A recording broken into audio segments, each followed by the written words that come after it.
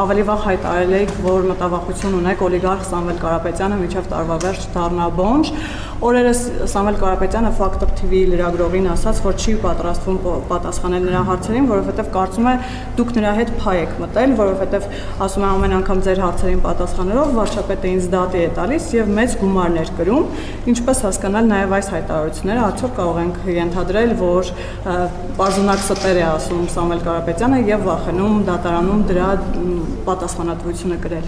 Իդեպ ասեմ, որ եւս մի դատական հայց եմ ներկայացնելու հեղինակը կամ կուսակցություններ կամ ով եթե անձն է անձը, որովհետեւ երեկվա Արմենիա հեռուստաընկերության տված հարցազրույցից հետո նրանք հայտարարել են, որ ես հաստատել եմ, որ 300,000 ադրբեջանցի է վերադառնալու կամ գալու բնակեցնելու Հայաստան։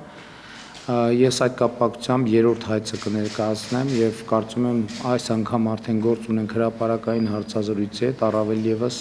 ակնհայտ է, որ երրորդ ներողությունը պետք է խնդրի Սամվել Կարապետյանը, եթե նա արդեն սկսել է անհանգստանալ դատական հայցագնի վերաբերյալ, նշանակում է իր բանի հարստության չափերի մասին լուրերը խիստ չափազանցված են։